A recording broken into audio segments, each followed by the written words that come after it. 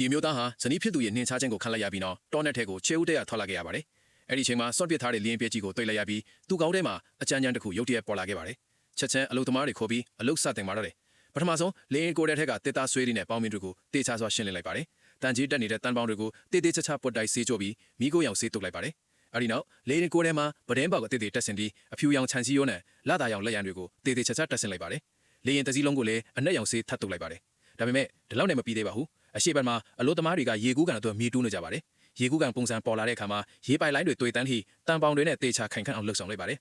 ကုန်းရဲလောင်သေးပြီးတေချာချာညှိလိုက်ပါတယ်အင်္ဂလိပ်6သွားတဲ့ခါမှာတော့အပြာနုရောင်ကြွေပြားတွေကပ်ပြီးကြောက်တုံးလေးတွေနဲ့အနာတက်ခါရေဖြေးလိုက်တဲ့ခါမှာတော့အရန်ကိုလှပတဲ့ရေကူးကန်တွေတခုပြည့်မြောက်သွားပါပြီအခုတော့အတွင်းပိုင်းကိုပြင်ဆင်ရမယ့်အလဲရောက်ပါပြီပထမဆုံးအတွင်းပိုင်းကအမိုက်တွေကိုတေချာရှင်းလင်းလိုက်ပြီးနေရန်တွေကိုတန်ကြီးချွတ်ကဟောင်းနှွမ်းနေတာတွေဖယ်ရှားပြီးရေလဲလျက်စစ်လိုင်းတွေတွဲတန်းကမိကိုရောင်နေရန်ကပြားလေးနဲ့အတူမီးလုံးလေးတွေတက်ဆင်လိုက်ပါတယ်နေရန်ကိုလည်းပင်စင်အောင်ဖြစ်သူစီးတုပ်ပါတယ်အဲ့ဒီနောက်အကျန်းပင်မှာပန်းပွင့်ပုံစံလေးတွေခင်းကအပြာရောင် epoxy resin အရေးတွေလောင်းထည့်လိုက်ပါတယ်မီးနဲ့တေချာအပူပေးပြီးနောက်ဆက်နဲ့ချောမွေသွားအောင်ပုတ်တိုက်လိုက်တဲ့အခါပင်လယ်ပင်လိုကျန်းပင်လေးကိုရရှိသွားပါတယ်နေရန်ကတ်ဗီဒီယိုတွေနဲ့အတူကျန်းပင်ချီစီးရတဲ့ငါးကန်ကိုပါတေချာချာတက်ဆင်လိုက်ပါတယ်အယောင်ဖျော့ဖျော့ဆိုဖာတွေနဲ့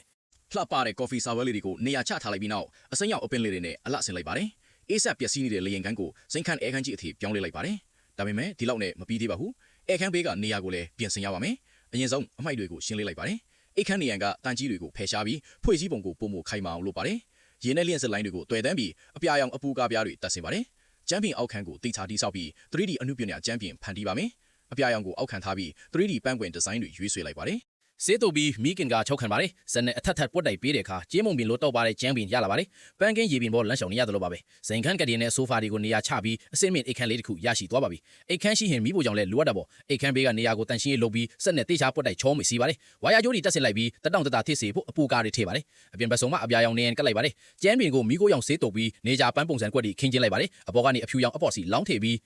စက်နဲ့ချောမွေသွားအောင်ပွတ်တိုက်ပါတယ်မိဖို့ကြောင့်တုံးပြီးတော့တက်ဆင်းပြီးထမင်းစားပွဲလေးနေရာချလိုက်တဲ့အခါခစ်မီမိဖို့ကြောင့်တခုအစင်တင်ဖြစ်သွားပါလိရေချိုးခန့်ကိုလည်းဆက်လာဖန်တီးဦးမှာပါလောက်ဆောင်ချက်အသေးစိတ်ကိုလေ့လာကြည့်ကြပါဒီချိန်မှာတင်ဟာဂရင်ဘော်လှဲနေတာဒါမှမဟုတ်အင်တာတန်နေတာဖြစ်နိုင်ပါတယ်ဘယ်လိုပဲဒီစိတ်ဝင်စားစရာကောင်းတဲ့ရေချိုးခန့်ပြူတင်မှုလေးကိုဆက်ကြည့်အောင်သူတို့ရဲ့အသေးစိတ်ကြတဲ့လက်လာတွေကတကယ်ကိုအံ့ဩခံစရာပါပဲလီရင်ပြူတင်မှုကအဆုံးတက်ရောက်နေပါပြီနောက်ဆုံးရလိုက်ကိုအထူးထူးခန်းစားကြည့်ကြရအောင်အလို့သမားတွေရဲ့ကျွမ်းကျင်တဲ့လက်ရာတွေကိုတိုင်ပြီးထွေးတင်လိုက်ရပါသေးတယ်တကယ်ပဲချီးကျူးအောင်ပါလောင်းပဲဘလို့ချင်းကြတယ်